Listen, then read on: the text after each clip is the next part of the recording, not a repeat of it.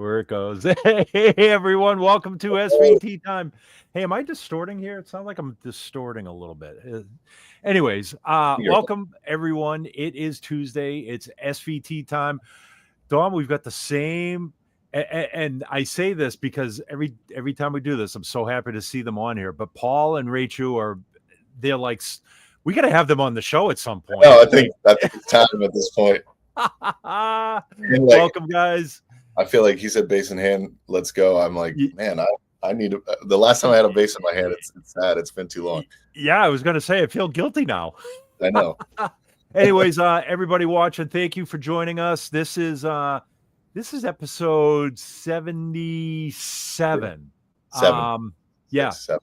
But as you notice, we don't. Dom and I are our own special guests today. We don't have our own special guest. So basically, it's just Dom and I. We're going to do a year in review, kind of like a recap. We want to hear, like, what was your favorite part of SVT time, or who was your favorite guest or topics. We also want to hear who you want to see in 2025. Give us your New Year's resolution sort of wish list on who you'd like to see here, topics that you'd like to discuss. It doesn't always have to be Ampeg related, but obviously we want to talk about bass and gear and playing techniques. And if you have a production question for John, I just called you John. We're off to get started.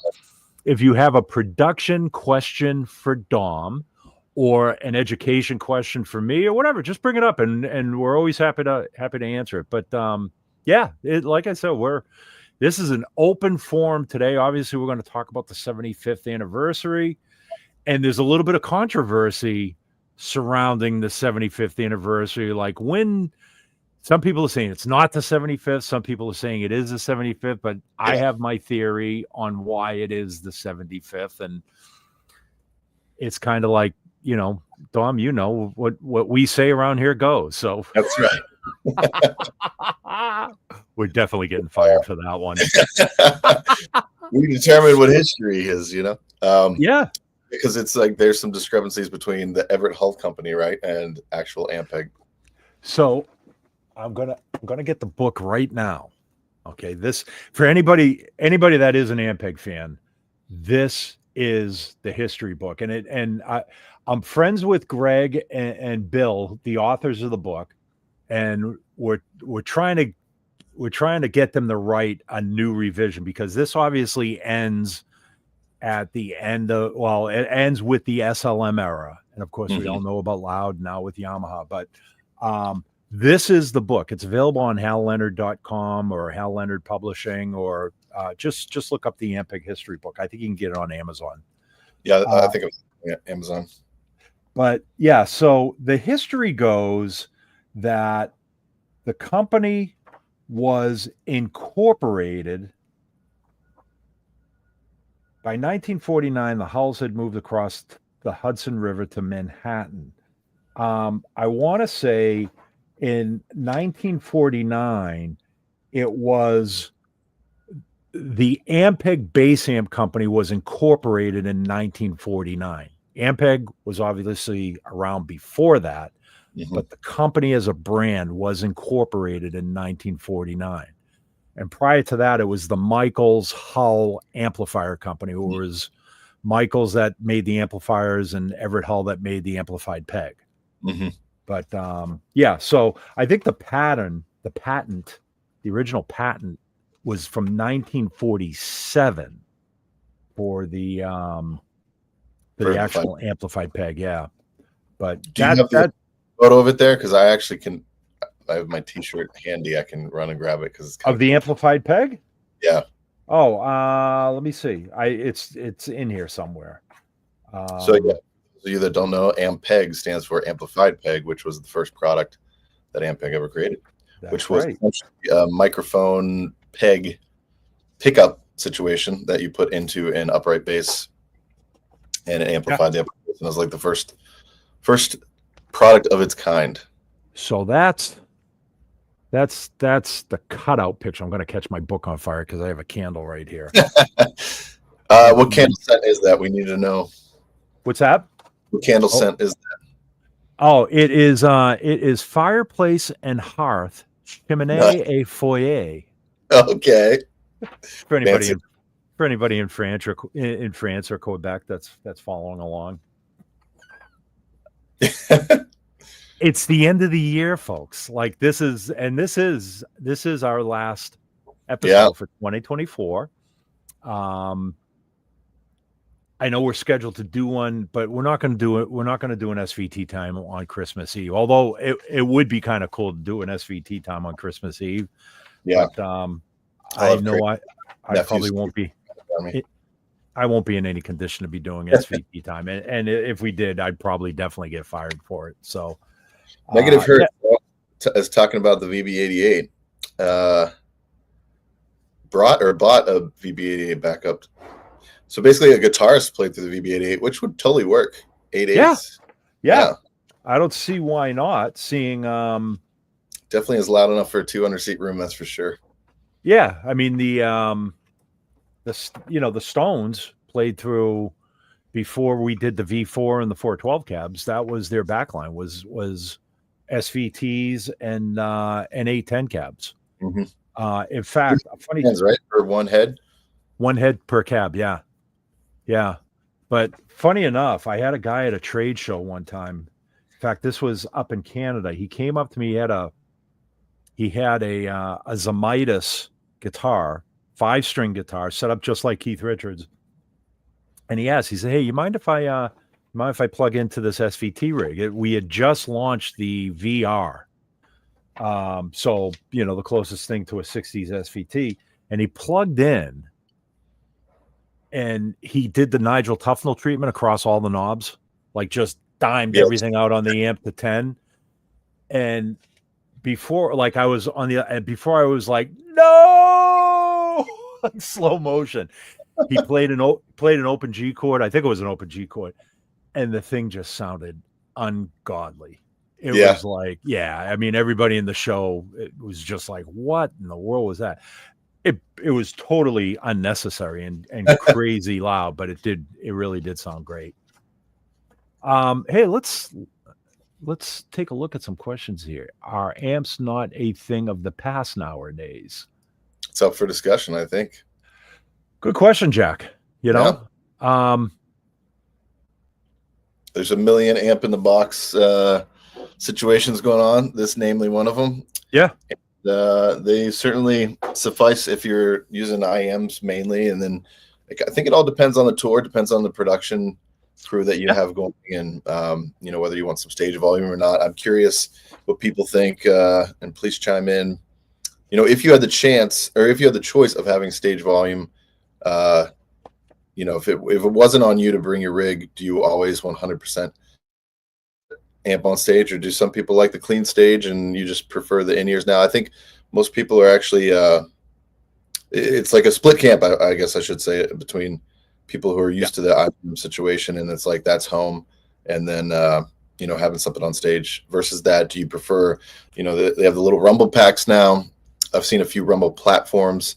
Curious if people are gravitating towards those. I still don't see a ton of those on stages, but I know that's a solution now that's getting more and more viable. Yeah, there it is. There's the patent for the amplified peg. And that was for which company? Was that specifically Ampeg, or was that actually? This was November 11th, 1947, issued to C.E. Hull, Charles Everett Hull. Yep. So it wasn't sound amplifying means for stringed musical instruments of the violin family, filed February 6th, 1946. Mm-hmm. And it was granted on November 11th, 1947. So a year later, it was granted. So, But no, getting back to the original question, man. Yeah, it's, in some cases, especially on bigger tours, the artists have no choice. Mm-hmm. It's decided upon a set designer and a production designer and tour manager and everything else. Sometimes they're not allowed to have amps on stage. They're not allowed to have amps on the tour, period. Yeah. And sometimes it's a financial decision. They don't want to haul around an extra 18-wheeler worth of amplifiers and backline gear. So Yeah, that's a great, Jack. I think that's going to be a discussion that's going to go on probably, as long as I can think, it's probably going to go on. But I'm going to guess and say maybe the next 10 years. Yeah, that was definitely part of the reason for the Venture series of trying to get the biggest sound possible out of the lightest package. So yeah, that's something to look into if you're a little on the fence, or you're like, I really want the stage volume, but I'm sick of carrying a heavy 8x10. Though you love the sound, we know that that's pay off a little bit, and the 8x8 is a really, really slim version of that still has a ton of boom to it and really tight lows. And I think people sometimes get skeptical over the 8s over the 10s, but I was the biggest advocate for 810s, and honestly, like, the 8x8 is more than enough. And you don't feel like anything is really lacking. It's actually a little bit, it's tighter lows that carry, like I just used it on a 25-date tour, and those boomy theaters where you typically would use an 810 to like have that sound carry, it actually was better to have the 8x8 because it was just like a little bit more defined, a little less boomy. That slapback echo was just less crazy with the low end, and then people hear your bass more, which is always great. Yeah, it also depends on, I mean, there's been times that I've gone to gigs with just a SVT-DI or an HX Stomp and a DI. Yeah. And, I kind of put all my faith, not just in the front of house guy, but I put all my faith in the PA system. Mm-hmm. Mm-hmm. And, if you're bouncing from venue to venue and every venue has their own front of house guy, then it becomes kind of, you're kind of putting a lot of faith in what the front of house and the venue is going to do for you. So I always prefer having a rig with me in those types of instances. Yeah. Yeah. But if I'm working with a dedicated sound guy and I know the PA system, like case in point, look at Robert Scoville and Harmony with the rig that he put together for Harmony.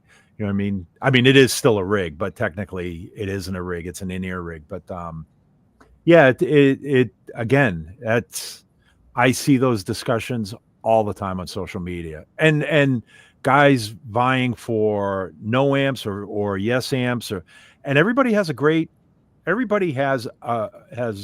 like a great explanation on why they do what they do, and I guess it all comes down to what you're comfortable with. Yeah. What inspires you to play? Yeah. So, yeah. I just want to address this question here real quick. Are you planning to release an Ampeg SVT CL made in the US? We've been doing it for the last 14 years, actually. So the Heritage CL is a US built SVT. And that goes back, I think it was 2010.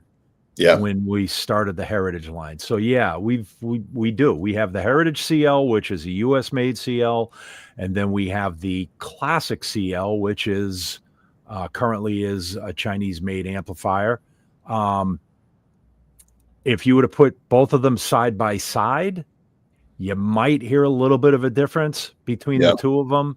But if you put one in one room and another in another room and jump from room to room, you'd be hard pressed to really hear the difference. What's the biggest difference between a Heritage CL and a Chinese made CL? One's built up in Union City, California by basically 3 guys that build these things. And the Chinese made ones are made on an assembly line in a Chinese factory. So that answers your question, hopefully. Also, the amp you see here, as well as in the background of the screen, the 50th anniversary is also US made. It's by the same 3 guys. Correct. Yeah. Yeah. Dino, the 50th anniversary SVT, and then a literal 1969 first year made. Yeah, SVT. that's a 69.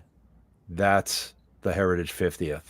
I know it's dimly lit, but even other than just looking at the smoke-filled grill, the golden brown grill cloth on the original 69, it's kind of hard to tell the difference looking at them straight up. The casing is a little bit different, but sound-wise, I mean, other than the 60, I've had some mods done to the 69. So, granted, the original 69 came with 6146s. And then when I bought this amp, it was already converted to 6550s. Okay. What are some mods that you recommend if people are wanting to change out? And it's not really, I do want to encourage, because Dino and I were walked through with amp aficionado Dan Bull. He was a great dude and knows about all there is with tube amps. And it seems like at this point, especially with the 50th and like an original 69, that it's not necessarily you're doing mods to make it better. You're just doing mods to make it different as per your taste, in terms of like just different plate sizing and things of that nature. So I'm just curious what you had mod wise done to your 1969. Well, I can't speak too intelligently about it because I basically just give it to my tech and say, please make this bulletproof. So when I say modded, they went through, basically they recapped everything. That was the first thing, because when you buy a used amp like this, and I'm saying this to anybody, when you buy a used SVT or any used amplifier, before you power it up or before you do anything significant with it, bring it to a tech and have them go through it. If it needs to be recapped, spend the money to get it recapped, because it's just going to cause problems for you down the road anyways. Had it retubed, so they put all brand new JJ 6550s, 12AX7s, 12AU7s. I think it's a 6DW7 is the rectifier tube. They had to source that. And then basically just cleaned it all up. This was, believe it or not, this was actually, and I don't have any documentation to prove it, but this was G.G. Allen's brother's bass amp, or G.G. Allen's bass player, who was his brother. This was his amp. So anybody that know who G.G. Allen is, I'm not going to get into it. Just look him up on your own, and I'm just going to say you were warned. So yeah, when I first got the amp, I had my tech go through it. He recapped everything. I do have it doesn't need it yet, but the next mod that I would probably do on it is I have a Haybor transformer sitting in a box waiting to be put into it. It's, it's like all with the exception of the Heritage 50th back here, my other SVTs all have Haybors in them. There's nothing wrong with the stock transformer, but you do notice a difference in output and power rating when you put the Haybor in it. So other than that, man, just like I said, on any tube amp, just get them checked out. I want you to, first of all, hi to Plugins to Keychains. Our buddies there are watching. Cool behavior. I want to address Dave's question about the SVT-DI. Will you be bringing back this? Is what he's talking about. Hey, that looks familiar. This is actually Dino's. I've had for what now? 5 years, I think. And I've got plenty. Borrowing it. This thing's incredible. This is our #1 requested product. Rebirth, if you will, on Idea Scale. By the way, if I think Haji's on and he's already been super helpful in posting a link.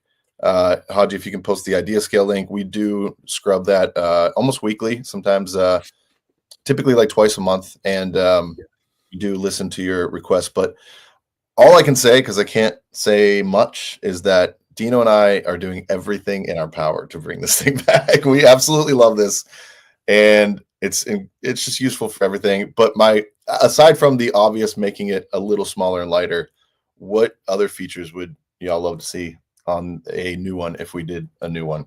Yeah, great question. Yeah, we have some ideas, but we're always wanting to make sure we're addressing everyone's concerns. Other than it being 25 pounds. Right. Smaller and lighter. We're talking about 69 SVTs and CLs and things of that nature. I do have to say, if you're a player that owns any of those and you're like, you know what, I'm only going to bring, thank you, Haji, for the Idea Scale post there. Yeah. Please leave us comments and concerns and new product ideas there, and we check them out. But yeah, if you own a CL or you own a 50th or you own any heavy tube rig and you are like, this one only goes out to the big gigs, you know, I need something as powerful, and I want that tube sound, but I, you know, don't want to lug that whole thing. I'm telling you, this is the V12, and we have the V7 and V3, 1200 watts, 700 watts, 300 watts. And, you know, obviously size-wise, I almost ran over my dog here. Sorry, buddy. Size-wise, super light. I think this is obviously the biggest one in the series. I think it's like 8 pounds. Comes in a carry bag. And I'm telling you, with this SGT circuit here, you just flip that thing to SV. Oh, I can't do this. Flip that to SVT. Have the grit kind of low, like it is here, and I'm telling you, you're gonna close your eyes and it's gonna sound like CL. It's pretty insane. That's my venture plug for the day. That's your venture plug. Good. Hey, Cameron, if you're referring to the SVT-DI, it is a single 12 AU7 in the DI. And then I have it up here that I've got it. It's all plugged in, so it's kind of hard to undo. But the SVT MP was a 12 AU7 and a 12 AX7. But anybody that wants a reissue, it's usually the SVT-DI that people are asking for. Yeah. So yeah. Yep. Yep. Thanks, Audrey, for putting that up there. He's alive. So yeah. So what else is going on? So man, I gotta say, we had like, you know, you look back and you don't think you're doing much. At least this is my affliction throughout the year. It's like I go through, it's like, well, but then you look back on the year and you go, man, we did a lot in 2024, you know, with SVT time, obviously with SVT time, but you know, with products, with venture, with the venture cabs, which we're going to talk about here in a second too. There's something else I want to get to on venture cabs, but I kind of want to review, even not as like a, you know, pat ourselves on the back, but as if you're just tuning in and you've followed Ampeg for years, and obviously it's been an iconic brand since the start. Since YGG took over and since kind of Dino and I have been at the helm, like in terms of new products, in case you're like just checking in, you're like, oh, what are they doing outside of SVTs? We started with the 50th anniversary SVT, which you see behind me and Dino, and behind in the background on the screen there. Started with, you know, top level flagship product, just to show, you know, that we're paying attention. We love the brand, and we're trying to pay an homage to just the best amp design for live use ever made, pretty much. And we started there, and then we went and looked at our BA combo series, and we're like, you know what, that really needs a refresh. We want to take that into the modern day here with super lightweight combos. So we did rocket-based combos, and they essentially look like B15s, old Portaflexes, and they're super, super light. I think the heaviest one is 30 some pounds. So there's 5 of those at your disposal. We did this guy, the SGT-DI, as our first project to ever incorporate IR loading in it. So it's pretty cool. It's literally like an all-in-one bass box. We did our Venture Series heads, which those are 3 heads, 300 watt, 700 watt, 1200 watt. We did 6 Venture Series cabs, so tons of cabs to choose from. And a lot of people try to figure out, like, where did those kind of fit? We saw you took away and discontinued some Portaflex cabs. Like, where do these live? And these are a little bit more pro than the Portaflex cabs. They're even more pro than the old Pro Neo cabs. They are our full neodymium series. So they're super lightweight magnets in the speakers. They're a different sound than the classic SVT cabs that you see behind us. They're a little cleaner. They're with all the horn settings and everything. They're just a little bit brighter. They're basically for this current modern pop gospel player. But with the Venture Series heads with the overdrive circuit, it's very easy to also get that classic kind of grit and grind from the SVT and the classic cabs that we had before it. So, and we still have all those classic cabs available. So essentially we did that. We did some custom color micro VR stacks. We did a red, white, and blue. So I think those are all but sold out now. You might be able to find some blue ones online. I think we've got some blue ones in our shop. Oh yeah. Yeah. So we've been busy, but we're looking to always elevate the brand and do justice to the brand of, you look at the patent of the amplified peg, you look at the SVT design, you look at the B15, they were all incredibly progressive for their time, but we just look at everything as, this iconic legacy type brand and type products. But, we're really trying to continue to push that envelope and do more progressive, more cutting edge technology type products, but also still do what Ampeg is best known for. And the tube amps have that sound. Yeah. I mean, Dom and I were talking about this the other day, like if a company like Ampeg tried producing the SVT and dual A10 cab, because the SVT was designed as a rig. It was a head and two cabinets. As risky as that was for a company to do in 1969, which it was a huge risk. Mm-hmm. If Ampeg tried to do that today, the way that manufacturing is and offshore manufacturing and parts availability and just the outlaying of money in capital to develop an amplifier before it goes to market. If we were to try and do that today, it probably would not have gotten past, and I say the bean counters, I say it lovingly, but you know what I mean? Like it wouldn't have gotten past senior management. They would have been like, this is too risky. We don't know how this is going to work. You're proposing something that is not proven. Mm-hmm. It's not something that is widely accepted in the bass playing community. Mm-hmm. Therefore, we may not have been able to build the SVT back then or now as we were able to back then. So I'm just going to leave it at that. I was going to get here. So first I wanted to LSM07. Has Ampeg ever thought about using an SMPS tube power supply like the JAD Freer Volta or PV? Dom, I know Dom and I talk about this all the time, but I'll let you comment.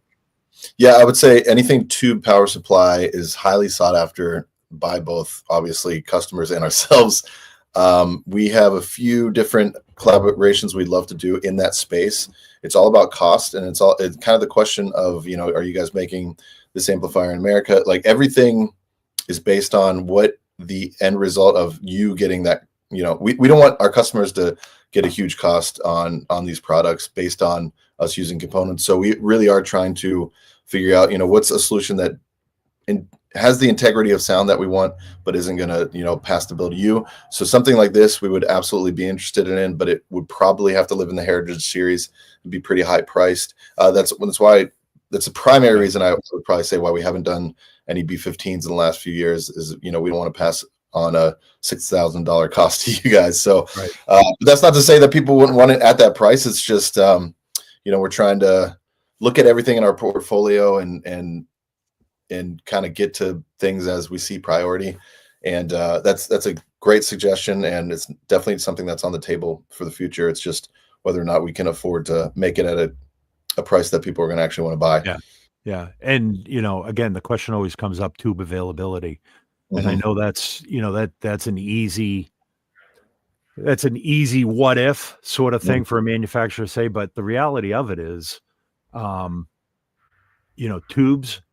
tube quality and reliability have gone significantly downhill. Just building SVTs and having a tube supplier that can supply us with enough tubes, reliable tubes. Because let's face it, if as a manufacturer, we build an SVT, we put a bunch of tubes in these SVTs, you, the consumer, you guys go out and buy an SVT. Next thing you know, there's a bad tube in that amplifier. It's upon us to say, you know what, we're just going to send you a new set of tubes, or we're going to send you a tube, provided it falls under warranty and whatnot. I know I'm kind of getting in the gray area here, but, that all lies on us to take care of you, the customer, because obviously we bought a bad batch of tubes or whatever. So it's getting way more iffy to build. It's one thing if you're talking about a preamp pedal or something where you're putting a 12AX7 or a 12AU7 in it. It's a whole different animal when you're putting 66550s or KT88s or high priced tubes. The preamp tubes are a lot easier to find, a lot higher quality, or at least a lot more consistent quality. But the power tubes are what make it a bit difficult. To your point, I mean, the 50th anniversary, I think, has 14 tubes in it. So yeah. Yeah, I wanted to address this. So go ahead, Dino. Yeah, Cameron, absolutely. Yeah, you can run any solid state amplifier out of the Ampeg lineup. That includes Pro Series, Venture. They can be run unloaded. You don't need a cabinet to load them. Even the Portaflex, the PF50T and the PF20T, even though they are all tube amplifiers, you can definitely run those without a tube load on them, or excuse me, a speaker load. SVT of either CL, Heritage 50th, or V4B, those definitely need to have a speaker load on them. But everything else you can run as a DI box. Feel free. Yep. Can you throw up a Cake's comment? Because I want to just say thank you. Oh yeah. There we go. Yeah, thank you for noticing the weight reduction of Rocket Base. I think we did the math on Rocket Base compared to the BA series predecessors, and I think they were like 30 to 40 pounds lighter. And it's actually the same formula for the Venture series. It actually is a little bit more. It's about 35 to 50 pound, or I'm sorry, 50% lighter than any predecessor cab, whether that's like Pro Neo or a classic cab that is the same speaker configuration. So we went to great lengths to make sure things were lightweight. We really want to rewrite the story. We know it's like, tongue in cheek, or it's like the meme of the guy carrying the SVT down the stairs, and it's like, what better duo is this? Or recently there was one where it's like Scott Space Lessons does a 30-minute tutorial on how to put an A10 in a sedan or something like that. So we get the joke, and it is a bit of a rite of the passage because the sound you get with an A10 is pretty unmatched. But we really are trying to rewrite the story of weight reduction with Ampeg, and that we can offer some lightweight solutions that sound as amazing as well. I also forgot in our little rundown of products we've released the last 5 or 6 years was our first ever Ampeg plugin by Ampeg called the SVT Suite, which I use literally every day. I absolutely love it. Yeah. Lightest SVT you'll ever find. I was just going to say, in fact, yes, I got, so during Halloween, I don't know how many people sent me that scariest Halloween costume of a kid dressed up as an SVT in a staircase. I got millions of those. That's awesome. So if and when my wife and I ever get invited to another Halloween party, I'm going as an 810 cab. She's going as a staircase, or she might go as a chiropractor. I don't know yet. Great. That's great. In regards to that Scott Space Lesson thing, about fitting an 810, I got millions of those too. Like anybody that knows sends me these things. So and I will say this, and I've said this a million times. I'll say it a million more times through my clinics, whatever. When I was a young man, anyways, I don't have pictures to prove it, but where there is a will, there is a way. And I don't know how many times people would say, well, I could never carry an 810 cab because I don't have this or that. I used to literally I transported my 810 cab in a 1969 Volkswagen Beetle. I took the passenger seat out so that you could lay it on its side in the passenger space. And then the back seat of a 69 Beetle back then was basically just a bench. I would put my SVT on the bench, put my cab on its side in the passenger seat, lay my bass guitars on top of the head. And that was my way to go to a gig. And if my wife or my girlfriend at the time, who is now my wife, God love her, if she wanted to come, she had to sit on top of the SVT in the back seat.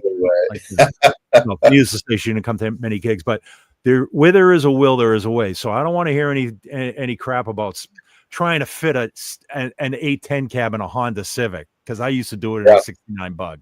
I've seen it in a Honda Fit. I think it works. That's amazing. Rachel, question about La Voce. Oh yeah, yep. Let me see where is it?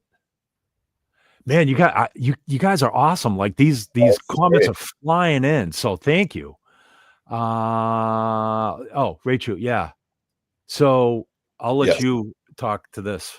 Yeah. So great observation that the Venture series is La Voce. The RB112, RB115, and 210 are also LaVoce drivers. The biggest, we still love Eminence. We know that Eminence sounds incredible, and Eminence is pretty signature to the classic series sound. At the time where we were building the project, both Rocket Base and Venture cabs, there was a little. Eminence was going through growing pains, and that wasn't the whole reason. It was definitely a pricing conversation as well. But we really did want to have as much differentiation from the classic series as possible into Venture, because why would we just be rebuilding another classic series for you? So there was a difference in sound, and the LaVoce drivers just won out in terms of the sound that we were going for Venture. And their company's been great. They've been just really great stewards of what they practice what they preach, basically. And it's been a great relationship, and we love having both LaVoce in an offering in terms of cabs, as well as Eminence, and we'll keep both those going as long as we possibly can. Yeah, it was kind of a full picture of the company at the time and the health of the company at the time, plus pricing, plus sound and weight, and the whole thing. So it was just the full package. And we're still using Eminence in all the classic cabinets, so it's not like we've broken ties or anything with Eminence. They're still good partners of ours and good friends of ours. It's just we needed to do something a little bit different there. To answer Paul's question, no, Paul, unfortunately, I don't have that Beetle any longer. I wish I did. No, the video that we're referring to, it's on the Ampeg YouTube channel. It's actually I had a Dodge Caravan, a minivan at the time, so a little more practical for moving bass gear. Yeah. Cameron's got, what do you say, fit a 210, two 210s and a double bass. Oh, that's impressive. And a Suzuki. Yep. Yeah, man. That's, like I said, where there is a will, there is a way. I had a kid bass. Remember the kid bass? Yeah. So I still have the kid bass. It breaks down into like a little guitar bag. And that, and at the time Ampeg was making, they called it it was part of the Porta Bass series, a PBC 228. It was a little combo amp with two single eights. And I would take that and the kid bass on my Harley to gigs. Nice. Yeah. Oh yeah. I have a picture of it somewhere. I'll post it somewhere on it. But yeah, the problem with that obviously is going to the gig is a lot of fun, but when you're coming home at 2:00 in the morning on a motorcycle with a bass strapped to your back, I don't recommend it. So yeah. Did you do the combo on the back? Was it just like sitting up, right? Well, it was my big touring bike. So I had the queen seat in the back that I could basically just strap the combo in. Yeah. Wow. Like I said, we did a lot of stupid things when we were younger. Still do. Let's see. Speaking of small cars, we're kind of going down the list here, guys. And I've seen a lot of new people signing in too, guys. So thank you for doing this. This is like, old veterans and new folks chiming in. So this is cool. So one thing I wanted to bring up about Venture cabs, and this was brought to our attention not a while ago, but just more recently than not. But people have been talking about the price of the Venture heads in comparison to the price of Venture cabs. And that was, so it's not even an explanation. It's just one thing that we want to point out is, yes, Venture in some ways was a replacement for Portaflex, but it wasn't a replacement for Portaflex, if you catch my drift. Portaflex was a great amp. The 350 and the 500 and the 800, they're great amps. And obviously anybody that knows this series of amps knows it did have its challenges and its issues, and it kind of took a bad rap at the very beginning. And anyways, so yes, Venture was in that respect a replacement. We want to come out with something more of an Ampeg amp, more reliable, what have you, smaller, lighter. Actually, the Venture heads are way lighter than the Portaflex cabs, than the Portaflex heads. But in turn, we also we wanted to come out with the line of cabinets, hence the Venture Series cabs. And Dom and I were talking about this the other day, because I remember when we were discussing working on the series, there were actually 2 series of cabinets in the talks. We were talking about replacing the the Portaflex cabs, Yep. as well as the Pro Neo cabs. So that's kind of where this confusion came from. Instead of replacing both Portaflex cabs and Pro Neo cabs, we kind of made a compromise, if you will, with the higher ups that, okay, rather than coming out with 8 SKUs or 8 models of cabinets, we're going to come out with with 2 families. We're going to combine them. So that's why, like, a lot of people go, man, you got like a $700 head, or I think what's the V12 go for $1,000 here in the States, or but your 410 cab is way more expensive. Well, there's obviously neodymium speakers are traditionally more expensive. That's just the nature of dealing with commodities like neodymium magnets and what do they call it? Earth products like ferrite and stuff. It's a commodity and prices fluctuate all over the place. But that's why, like, yes, the Venture cabs did take the place of Portaflex cabs, but they also took the place of the higher priced Pro Neo cabs. So they are still a family. They work incredibly well together, but that doesn't mean that you can't take a 4 Pro or a 3 Pro or a 7 Pro or your Bergantino head or your Aguilar tone hammer, whatever head you prefer, and put that on a Venture cab. It'll work perfectly. I mean, that's, and let's face it, Dom, we've said this many times, Dom and I being bass players, we realize bass players, when you find cabinets that you like, you kind of stick with the cabs and you're more apt to swap heads in and out as you need them. Not the other way around, like a guitar player that will swap out cabs or try out different cabs and different effects pedals. When you find a set of cabs that you like, that's it, man. You're not, it's hard pressed to talk a bass player into changing his cabinet array out. So, so I just wanted to address that for anybody that has, in the back of your mind, if you've been thinking, man, Venture cabs are great, but, but they're expensive. There's no question about it. They are an expensive cabinet, but there's a reason why they're expensive. Obviously, material cost, development, and everything else. But it's a lot of it has to do with the neodymium function of the speakers as well. So, and if you go kind of search competitive pricing on our competitors in the Neo space in terms of other Neo cabs, you find that we're actually not that expensive. Yeah. There's a lot of other offerings. It's like, oh wow. Let's see. I have a PF3. That's John. I'm gonna flash these up here just so that you guys, just so people are getting their screen time here too. Paul, you're a Volkswagen guy. VW Jetta was great. See? And he had a V3, said he upgraded a V7, which is cool. Yeah. And I will say, what was it? I rented a 4-door Golf. Oh, that's the other thing, guys, too. I've rented so many cars over the years and transported Ampeg gear in rental cars, for the last 20 years. Yeah. I should have made a chart of it but I know how many A10 cabs you can fit in certain rental cars and how many A10 cabs you can't fit in certain rental cars. So, nice. Paul also has a PF50T, man.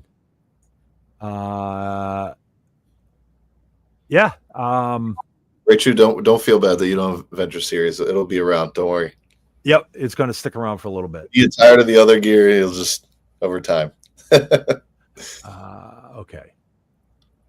So that's I'm glad I got that not out of the way, but that was one thing that I wanted to mention and bring up. Yep. And also, we're also doing a series of quick tip videos, like 1-minute videos on, how to get the most out of your rocket bass combo amps, or how to use this function on a Venture. And there's some pretty surprising things in there, like, how to daisy chain 2 rocket bass combo amps, and just crazy stuff like that you would never expect, or the amps weren't actually designed to do that in the first place, other than we just figured out a way to do it. So Yeah. So yeah, let's getting back to my original statement when we first opened the show. We also want to hear from everybody here who you would like to see on SVT time. Even if they're not an Ampeg artist, who would you like to see come on as a guest? And I have my wish list. I know Dom has his wish list. Put your wish list up here too, and let's see if we can make that happen. And no, I am not going to take the camera out to the driveway and do another video of showing guys how to load 810 cabs in and out of vehicles. I should do a video on how to load an 810 cab up a flight of stairs though, because this basement is in the bottom. I have to load all this stuff out. Now they don't talk about up. You should do that and a load in the snow. That's the next one. Yeah. I was thinking the same thing.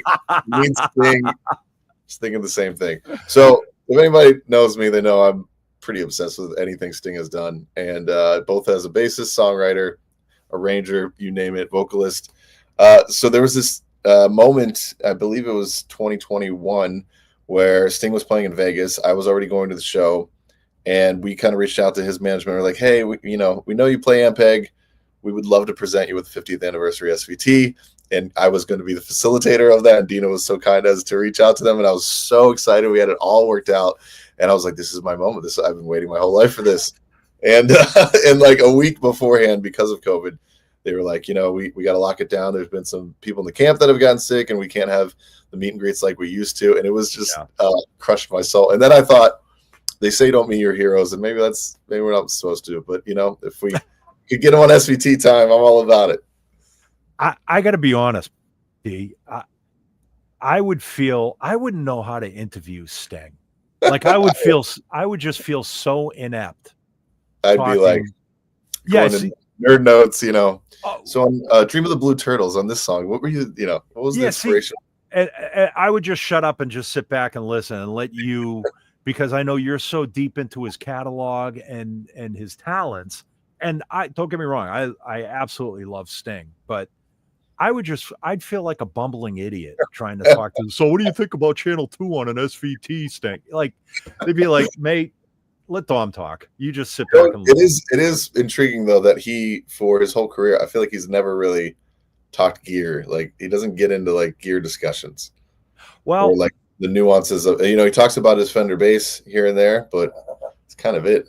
Yeah. I mean, most geniuses don't need to talk about their tools. Yeah.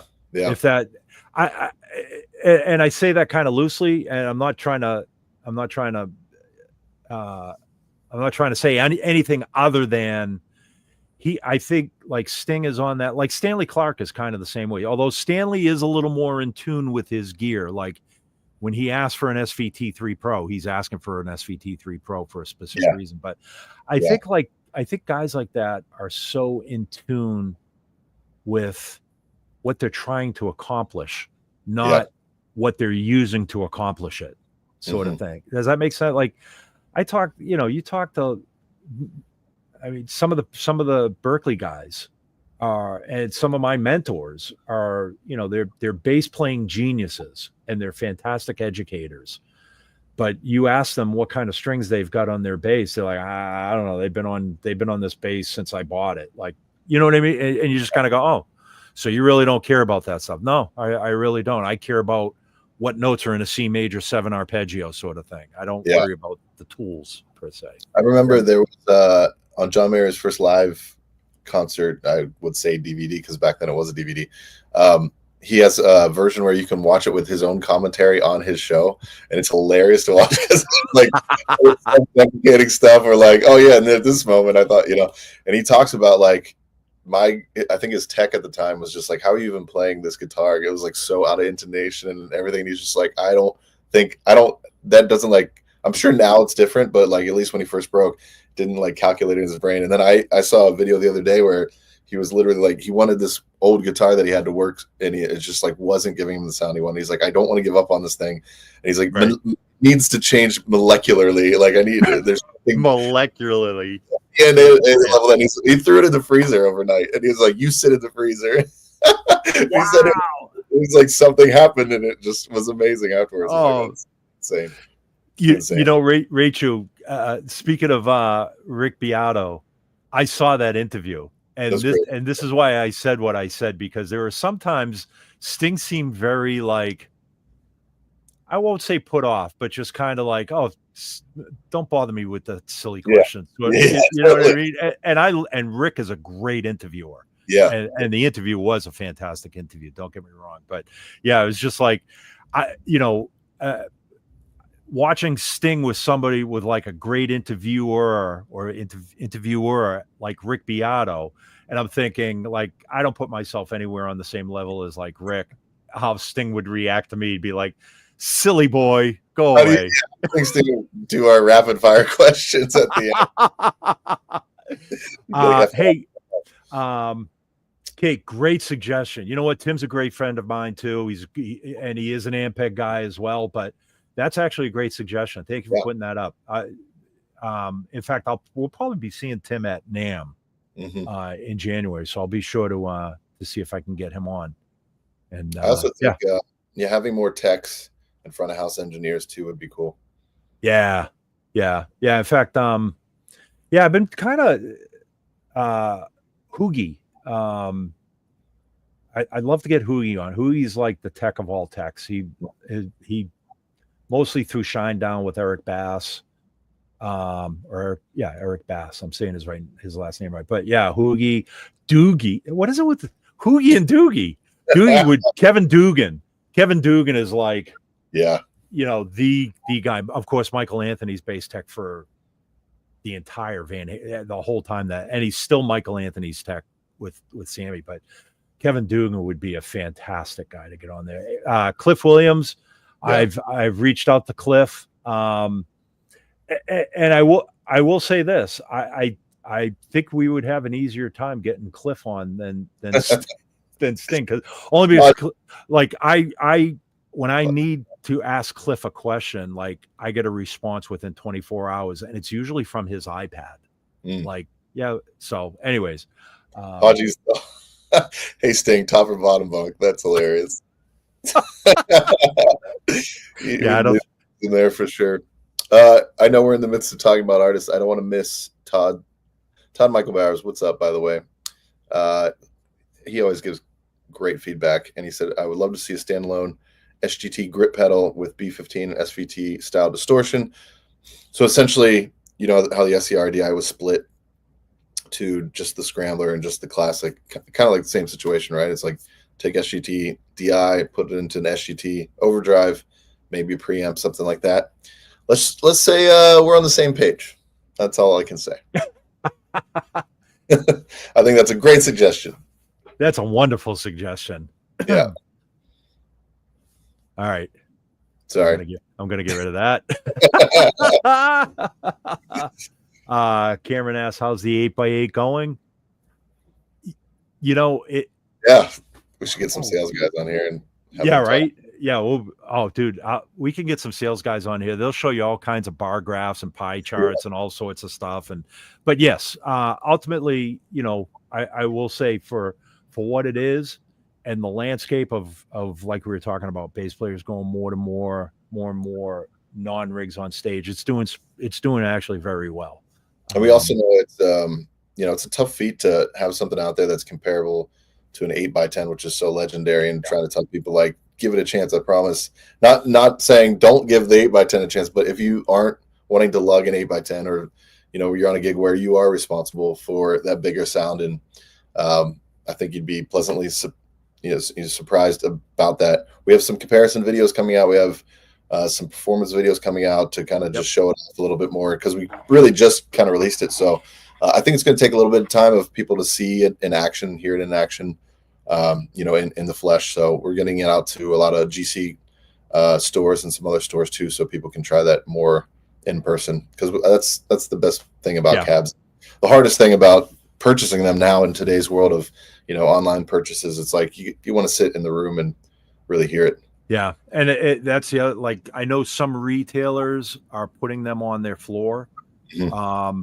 We're working with a bunch of retailers as well to try and make that happen, so that it's not. I mean, granted, it's an investment for a retailer to buy an 8x8 and put it on their floor as well, because they don't know if it's going to sell. Yeah. I mean, just again, given what it is. So yeah, we are working with retailers. I'm working with as many backline companies as I can to try and make sure that they can get an 8x8, and then if an artist is asking for an 810 cab or an 8x8 specifically, they can then show it to them. If any of you will be at NAMM in January, we will have an 8x8 there, as well as, in fact, we'll have the entire Venture series there at NAMM. Dom and I will both be there. I'd be happy to walk you through everything. John is asking, this is a great question, John. And is there any way to put an effects loop in the PF50T or 20T to run the preamp and effects from a Helix? Doesn't those have, and forgive me because anything legacy pre-YGG I'm not as well versed in, but do those have the power amp out or preamp out, power amp in? I don't think they do. Okay, because I was gonna say that would be yeah. I mean, it really, like the 20 and the 50 are a really basic circuit. Let me see if I can look it up here on Ampeg's website. Hold on. Bear with me, guys. That's a great question, John. Rachel mentioned, basically like who is an Ampeg artist. He saw Yannick talked about us on his podcast and how he switched to Ampeg. So you said it's pretty much it for you. If you go on ampeg.com, there is a full artist roster, I believe, right? Yes. Yep. Cool. So that's where you can find out who else is running the Ampegs. And basically, like every artist that we have had on SVT time in the last 76 episodes has been an Ampeg artist as well. And we're not opposed. Like, I know, I was going to say, we're definitely not opposed to having guests coming back on the show too. Like, I know in January we've got Shea Delicon coming on for another episode, because he's doing some really great things with his own career, not just with other artists, but he's doing a lot of stuff on Instagram now too. That for anybody that's interested in working with influencers and hang on, I'm still calling up. I'm determined to get an answer for John now. And to answer your question, I want to say John's more asking, like, on another version or a future version of a PF50, could we design it so that it has, and correct me if I'm wrong on that, John. We've got Dave Murphy listening in. Oh no! So now we're definitely in trouble. It's time to close it down.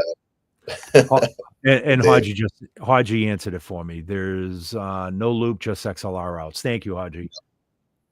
Yep. So that's a good noted for future feature. There. Yeah. If anything, just kind of go the route of either a dedicated effects loop or preamp out, power amp in sort of thing, which is essentially an effects loop. So yeah, great suggestion, John. Thank you. Especially to run it with a Helix. Yeah. If it's from a Helix instead. Great. Yeah. Interesting. Cool. Man, what else we got? 2 power sections. I don't know what Dave Murphy wants. I have a feeling it's coming. So anybody that's not familiar, Dave is a coworker of ours. He is, I don't even know Dave's title anymore, but he is the guy that gets things done. Like, hey, Dave, I need an SVT shipped to Michigan. And tomorrow. Yeah, man.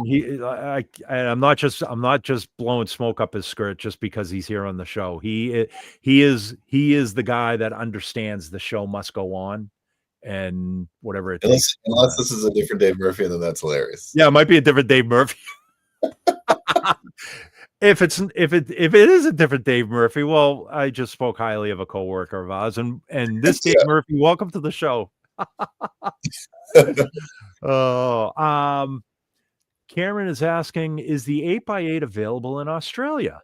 That's a great question. I would assume it is. Yeah, I yeah, was just I was just talking with my buddies in at Yamaha Australia about a different thing, and I'll ask them. I would assume it is though. yeah. It isn't the right date. I want this podcast to stay on all night. Lessons my Right, Dino's busy on here. He can't ask you anything. What we're gonna do from now on is we're just gonna have a Dino Dom cam. Like it's not even gonna be SVT time. It's just gonna be like a live feed into our studios on any time of the day. You can chime in and kind of see what we're doing, which is a very scary thought, actually. Terrifying. And yeah, like I said, hey, Dom, I never asked you, and nobody's ever asked me the top 10 quick pick. Should we do it? Yeah, I think we're gonna go down the list here. Let's do it. You and I are gonna answer this together. So let me call up my list. Oh man, now I'm nervous. This right. Feels like it says everything about you, you know? Exactly. Oh no, I don't want photo browser. Come on. You think I know how to run this computer? And who runs a computer anymore? I know how to run my computer. Or you would think I had them memorized by now. Okay, so and we'll both answer. You answer and then I'll answer. How's that? Okay. So P bass or jazz bass? P bass. P bass. Passive or active? That's tough. I think passive. Yeah, I got to go with active. Me too. Yeah. You want active? Yeah. Yeah, right. For general all-around purposes, I got to go with active. Rounds or flats? I think. Oh man, it's hard. I think rounds. Really?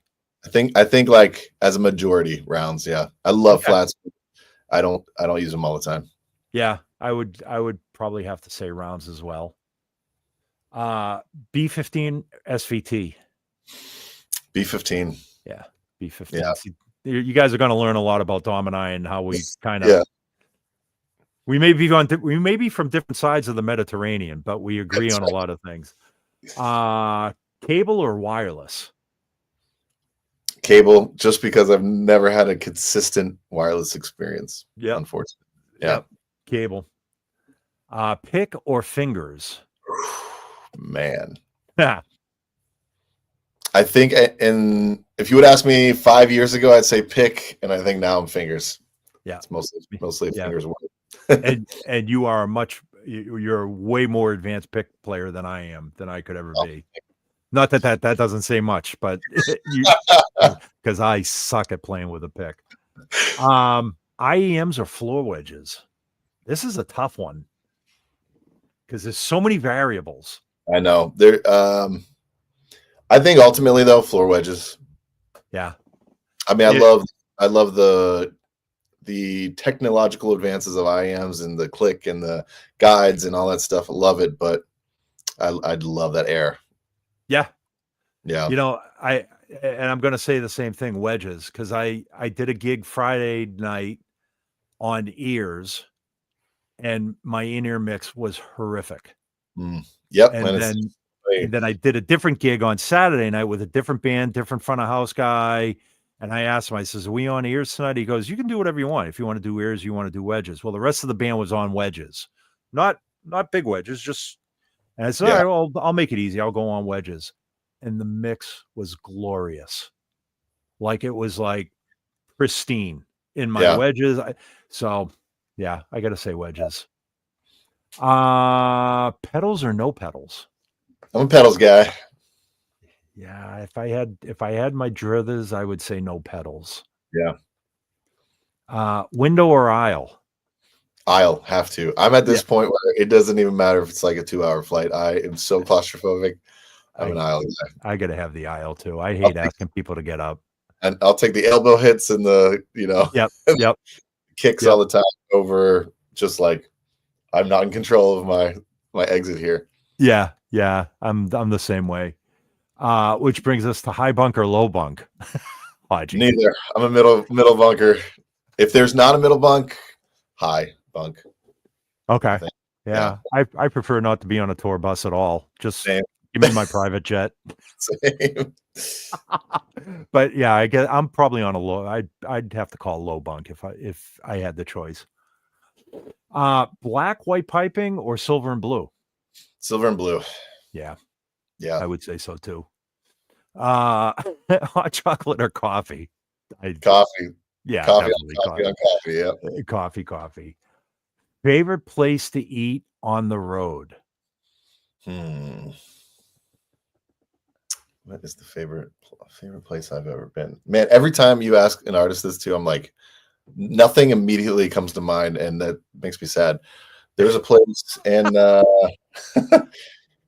oh man, I mean, there in this last tour, there's a place called Barreto in Sao Paulo that we absolutely loved. They had great food. So I'll just say that's not like that's not an every tour situation. In the States, I remember being really impressed with Kansas City and some of the food that had to offer, but it's a great particular place. Yeah. Interesting. Okay. All right. Not that I do that much touring or traveling these days because it's mostly between Boston and LA now. Yeah. I would have to say most recently, like just if you go within the last 5 years, every time I'm in LA, I have to go to Paquito Mas. Oh yeah, I love Paquito Mas. Yeah, it's got to be Paquito Mas, And then when you said KC, you reminded me of a barbecue joint in Austin, Texas. I can't remember the name of it, but I remember it's pretty crazy too. But yeah, more recently, like I gave up In-N-Out because of, well, obviously dietary. Not that Paquito Mas is much better, but I gotta have Paquito Mas. Yeah. Man, those are both great. I could live on both of those on tour. Right? Yeah. So I'd another person, but I could live on them. Yeah. And everybody commented in here too. Taco's amazing. What is up with Nashville, by the way, and having like 8 million amazing taco places, like almost more than LA? It's crazy. Not that it's like more, it's a different type of taco than LA, but I mean, LA's got some insanely good tacos, but I think it's kind of like every night was like a different taco place. And here, just in southern New Hampshire, you drive down the main strip, it's 101A Amherst Street that goes through Nashua. There's probably about 5 or 6 taco joints that have popped up over the years too, over the last year or so. So I think it's kind of just like I hope it stays, but a taco, I'm all for tacos. Not ignoring the B15 and SVT suite comments either. Nope, have to check exactly. Name, but of SVT suite, but maybe there's a B15 suite. That would be sweet. Oh my gosh! And with that, folks, we'll get. On that note, I think we're gonna call it a wrap. Man, again, Dom, it's been an absolute honor having you on these, and I could not have this much fun without your friend. So please, likewise. Thanks, and everybody that types in, that comments in. Like I said, this is probably the biggest group, the widest group of new users and new viewers that we've seen. So, man, thank you. Of course, Paul, Rachel, Kirk, all the regulars too. We could not do this without you guys on here. So thank you. What else can I say? Happy holidays if we're not back on here. I'm assuming we'll be back on here before the new year, but no. No. So I'm glad you mentioned that. So the next SVT time, like I said, is scheduled for December 24th, Christmas Eve. And we would definitely get fired if we tried to pull that off on Christmas Eve. Like not the fact that we're trying to pull it off, but our state of mind on Christmas Eve. So we're going to avoid Christmas Eve. So for anybody that's just that's new to SVT time, we try to do this every 2 weeks when we can. And we've been pretty faithful on it. Even if we don't have a guest, it's Dom and I doing exactly what you're seeing here, making fools out of ourselves. No, but the hot for questions now. It's awesome. Well, no, but sometimes that's all we want. We just want to come on here and get people's feedback and answer questions, and So the next scheduled SVT time is January 7th. That's with Shea Adelicon. Yep. And then after that is January 23rd with Lee Hendricks, who is Eric Church's bass player. Great guy, by the way. That might be from NAMM, maybe, because that's. Why do I think that's the first day of NAMM? That's the Tuesday before NAMM. I'll be in LA. Okay, cool. So maybe we could do. We'll figure it. Maybe from that Greek restaurant. There you go, Tony's. Yeah, Tony's. Yeah, gosh, I hope it doesn't get burned down. Oh gosh, yeah. It's like there's fires, so. Yeah, and anybody that's in that area, man, our prayers go out to you, blessings, whatever spiritual, well-beings we can offer to, just be safe and just remember it's your safety is more important than material stuff. So, anyways, like I said, thank you so much, everybody. I want to wish everybody a happy and healthy holiday, New Year, Christmas, Kwanzaa, Hanukkah, whatever you celebrate, do it to the fullest. That's all I'm going to say. Yeah. And we'll see. We'll see. Oh, hold on. We got one new. I gotta get to the. Okay, everybody's just saying best wishes. So thanks everyone, and we will see you in the new year. Cheers. Mark, I saw something from Mark Pacificar. Stay safe in Turkey, man. Love you guys. Cool. Be well. Dave Murphy, be well. See y'all. See ya.